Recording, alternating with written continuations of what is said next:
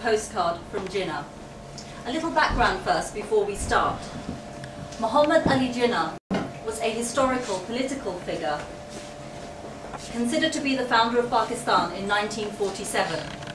He died just 1 year after its creation in 1948.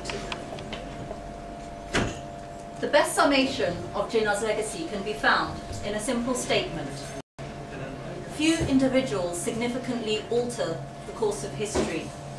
Fewer still modify the map of the world, and hardly anyone can be credited with creating a nation state. Mohammad Ali Jinnah did all three. He was dubbed by the people of Pakistan as Quaid-e-Azam, or father of the nation. In our narrative, Jinnah returns in 2010, 63 years after the creation of Pakistan, to revisit his legacy and see the state of affairs. In his return to understand his creation, he meets a number of individuals, both contemporary and past Pakistanis. The first one he meets is Azadeh, a young, passionate Pakistani poetess. Oh, here you are, Azadeh. Jinnah Sahib, the pain of partition is still heavy upon us. Yes, our nation has not aged well.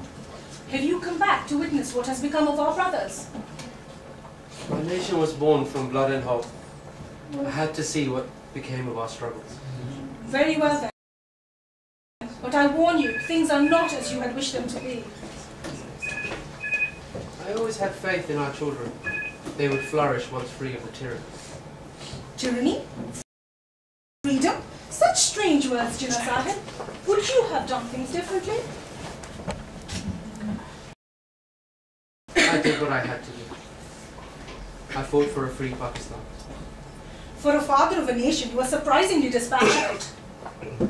I don't put much stock in sentiment. It misleads, it blinds men and misleads them as a false friend. What man lives his life so cold and calculating, yet so singly-minded and determined? Principles, my dear, are not to be compromised. These principles you speak of, Jinnah Sahib, should I call you guide? You won't find any of them in your Pakistan. It's your Pakistan now. And so it begins, our future. My name is Jalal. I am from Nazmabad. You fought for me half your life. More than blood, I am the son of your vision. The vision, Mr. Jinnah, is dark and angry. The love between parent and child is absolute. We sacrificed all we could for your Pakistan. I am a muhajir, and after the partition, my family rebuilt themselves from nothing. A martyr or an actor? After 63 years, you still call yourself a muhajir? Are you not a Pakistani? I am a minister, and I have sway over half of Karachi. Claims to have. Karachi was the city of my father, who died on his doorstep like a dog, no less.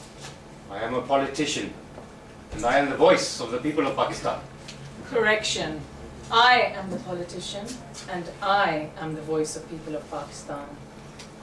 I was before, that is. I seem to have made a country of politicians for politicians. Who are you, madam? I'm the wife of Jalal, sir, or should I say, Jahil. I'm Nargis, the ambassador of Pakistan to a weary world, the voice of the people, a martyr to the end. I died for my country, Jinnah Sahib, our country. Admirable sentiments, madam, if only they were true. You were nothing more than style over substance. If you say so yourself, poetess of Pakistan. Poetess, I am the future of Pakistan. Ladies, please. You must never send a woman to do a man's job. Open your mind, Jalal. No nation can rise to the height of glory if your women are not side by side with you. It was because of you that I died, Jalal.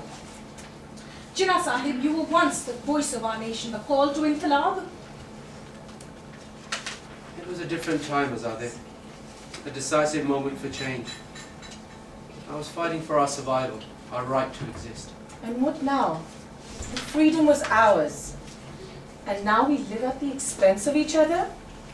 I had to be corrupt to survive. The Pakistan you bequeathed us is not the Pakistan you imagined. Come to think of it, we spent half a century still fighting for our survival. Baloch, Pathan, Sindhi, Mohajir, Punjabi are still debating what your vision was. I set out to build a nation and a home. We had the hope of people upon us. And against all the odds, we created the unthinkable. What did you do with this Pakistan? You mock us, Mr. Jinnah, because we are not the Pakistanis that you envisioned. The children that you never had. Half a century on and we are confused and we are angry. And we have fewer answers than questions. I look at a country where I can make a quick profit for my children. I can then escape for a better chance in life. This is your reckoning and my right to be heard and answered. No need for confrontation, young man. Such fire would not serve you well in the court of law. If you used half your energy in building your country rather than destroying it, perhaps your children would have a future right here where they belong. This is not a court and we are not lawyers. The rules of the jungle apply now, Jinnah Sahib. Money has a much louder voice than your law.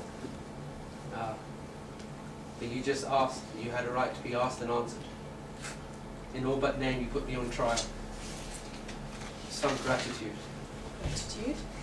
What do we have to be grateful for? Pakistan had such promise.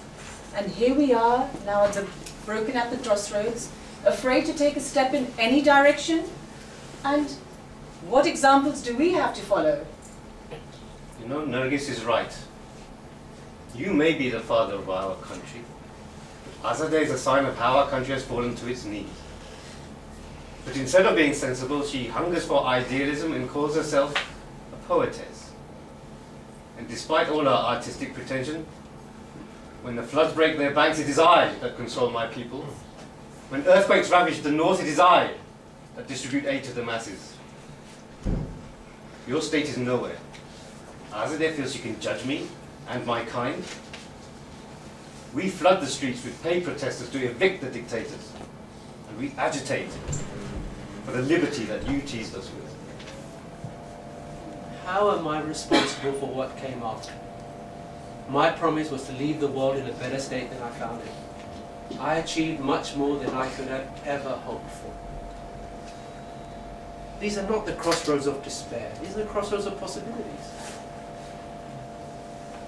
Do you think any other alternative, any other parent would have nurtured you better? Mr. Jinnah, much as you are fond of technicalities and legalities, this is not a court of law, but your conscience at stake.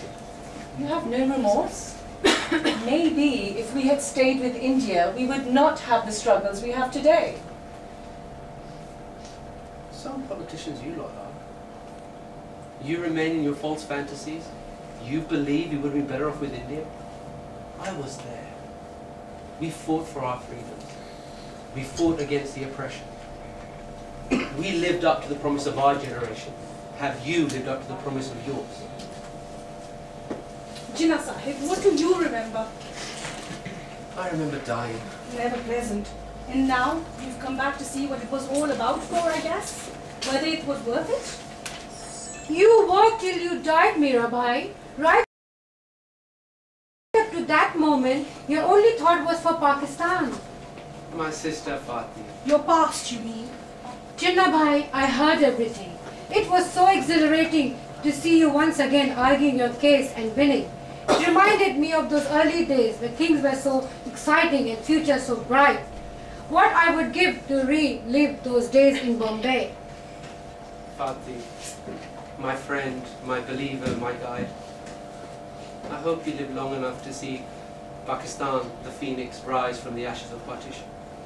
But my dearest brother, partition repeated itself. What do you mean? There are now two Pakistans. Speak clearly. Speak now. We no longer have an East. Just as you hacked India, India hacked us. Hacked India? I dreamt of greater freedoms. A freedom from being marginalized by a majority that never accepted us. But we gave that dream up pretty quickly. India speaks for our own Muslims now. liberty, brother. Our Pakistanis are fearful, hungry and desperate. They kill each other in our mosques. And those from the east now celebrate their independence from us. Muslims fear each other, Jinnah Sahib, and don't even speak of the minorities. This cannot be. We fought for our religious freedoms. Our mission is unity, discipline and faith. How have we become so lost? My heart breaks, brother. When you passed, there was confusion and rivalry. Our fellow comrades turned on each other. We needed your leadership. And well, since when we have seen such vision? My grandfather had vision. He believed in the real people of Pakistan, the poor of Pakistan. Didn't he give our eastern brothers away? None have seen such, none have been so sincere to a nation that needed a father. This child is suffering, brother. What are we to do? Where are the young? There's still time to regain what has been lost. Ah, the young. You mean the foolish? I am the young and I'm not foolish. I have written about this, I have spoken to foreigners and I have asked for support for our charities. But we need a leader, Jinnah Sahib, to bring us together. We're all doing our little bits, but we need to do it together. Yes, I'm sure Azadeh has forgotten to mention quite the celebrity following she has built up. So nice to see pride and patriotism all mixed up in one. Dear auntie, I learnt only from the best. Ladies, come please. Leadership? Have we not had leadership? How can this be? Nehru, Gandhi? In our moment of darkness, which beacon have we had to follow? There's been me. Jalal, you are our shade. My grandfather was Chukaro, my young sister, look to the future and to yourself. Spread the word that this nation has survived on the blood and prayers of our forefather. Don't give it away. Don't sell it to the highest bidder. Our people need you more than ever. In our time, we lived and died for Pakistan. What other standard could we have set for you? Fatih, we could always articulate things much better than I ever could. Politicians cannot afford idealism. Jinnah Sahib, wherever I look, I see hopelessness and fear. Everyone is so confused and lost. People have given up. They want to cut their losses and run. And no one knows how to solve this problem. Where do we start, Jinnah Sahib? Where? But you are right. We cannot give up so easily. We cannot forget the struggles of our forefathers. We cannot. We cannot let our own weaknesses destroy the land of pure. And for all my sins, I died for my country.